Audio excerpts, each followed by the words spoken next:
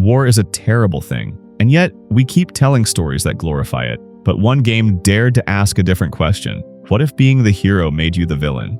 More than 10 years ago, Spec Ops: The Line stormed into a genre saturated with military bravado, where games like Call of Duty, Battlefield, Sniper Elite, and Medal of Honor glorified war. But Spec Ops didn't want you to feel powerful. It wanted you to feel responsible. Spec Ops: The Line was released on June 26, 2012. Developed by Jaeger Development and published by 2K Games. It launched on PC, PlayStation 3, and Xbox 360. While it carried the name of the long-dormant Spec Ops series, this was essentially a reboot. At first glance, it looked like just another cover-based third-person shooter in the era dominated by games like Mass Effect 2 and Gears of War 3, titles that blended action, spectacle, and smooth cover mechanics into blockbuster experiences. But that assumption couldn't be more wrong. Beneath its dusty, war-torn surface, The Line hid something few expected, a haunting, morally complex narrative that tackled the psychological toll of warfare. Critics praised its bold storytelling and unflinching tone, with the infamous white phosphorus scene earning a Golden Joystick nomination for Best Gaming Moment. The gameplay itself, and especially the tacked-on multiplayer, received more mixed reviews. Commercially, it underperformed, but over time, Spec Ops: The Line earned a devoted following. Not for how it played, but for what it said. It became a cult classic, remembered not as a shooter, but as a warning.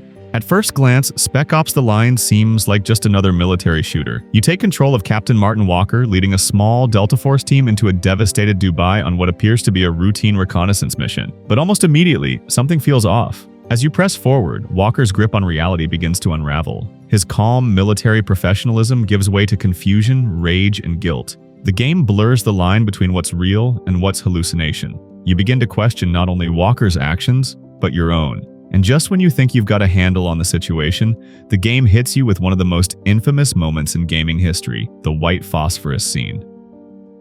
What you thought was a strategic choice turns out to be a war crime. You walk through the wreckage, you see the victims, and the game never lets you forget what you've done. This is where Spec Ops becomes something else entirely. It isn't just telling a dark story, it's turning the very act of playing a shooter into a confrontation. The game constantly challenges you with morally gray decisions. Your squad mates, Lugo and Adams, start as reliable voices but slowly become strained, questioning Walker's choices and their own roles in the mission. What's especially striking is how deliberately familiar the gameplay is. Cover mechanics, checkpoints, grenades, regenerating health, all lifted straight from the shooter playbook. But this banality is intentional.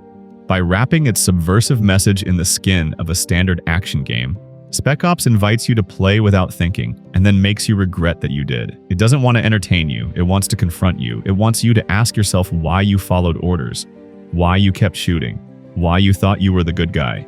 Even the environment reinforces this tone. Dubai isn't just a backdrop, it's a character in decay. The city tells its own story, one of desperation and collapse. Every corner you turn deepens the unease. You're not liberating this place, you're becoming part of its ruin. And that's what makes Spec Ops: The Line so memorable. Not its gunplay, but its absolute commitment to deconstructing everything we take for granted in military shooters. It was a war game that wasn't pro-war, a hero's journey that ends in guilt and disillusionment, a story where the biggest enemy might be you. Despite launching to lukewarm sales, Spec Ops: The Line quickly earned a second life, one built not on numbers but on reputation. Over time, it grew into a cult classic, hailed by critics, scholars, and players as one of the few shooters that dared to question the very foundation of its genre. While other games offered escapism and empowerment, The Line chose introspection and moral horror. And in the years since its release, many have argued that its themes, trauma, guilt, and the fog of modern warfare are more relevant than ever.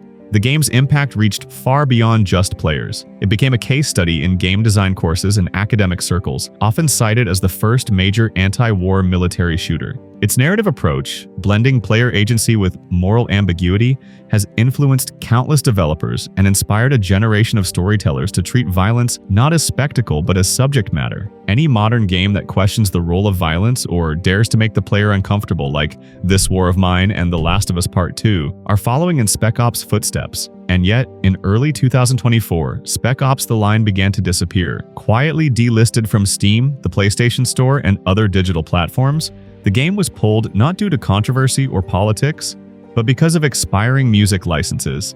an all-too-common fate for older titles. For those who already own it, the game still runs just fine. If you have a copy in your Steam library or a physical disc on PS3 or Xbox 360, nothing stops you from playing it today. Some versions are still circulating on secondhand marketplaces like eBay and Amazon. The delisting has reignited conversations about game preservation and about how even the most important titles can slip through the cracks. I played Spec Ops: The Line not long after it released, and even back then I remember thinking, this feels different. Sure, it had the look of a typical military shooter, but the tone, the atmosphere, the questions it asked, they stuck with me. I enjoyed the experience, but it wasn't the kind of fun you usually associate with games like this. What really shocked me though was how relevant it still felt when I returned to it just a few days ago to record this video. The world has changed, or maybe it's just more honest now about the things Spec Ops was already trying to say.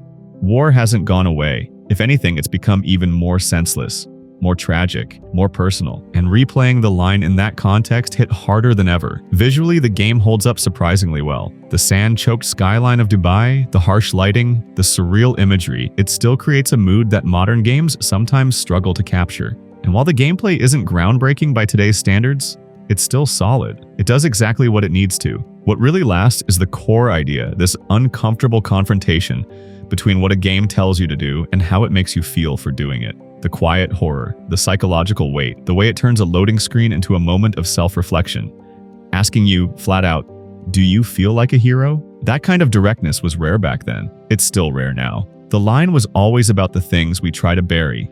Guilt, consequences, the human cost of violence. A rare moment where a shooter asked us to pause, to reflect, and to really feel the cost of violence. In a genre built on power fantasies, it dared to show weakness, guilt, and the kind of psychological scars that don't just fade away after the credits roll. It's heartbreaking that a game with this much to say is quietly disappearing from digital shelves. This is how important voices in gaming history get lost. Buried not by time, but by neglect. If you still have a copy, hold on to it. If you've never played it, find a way. Share it, talk about it. Because if we don't preserve games like Spec Ops, we risk losing the few that ever asked, what if being a hero meant living with the consequences? If this resonated with you and you want more videos that revisit games worth remembering, hit subscribe. There are more stories buried in the sand and we're going to dig them up.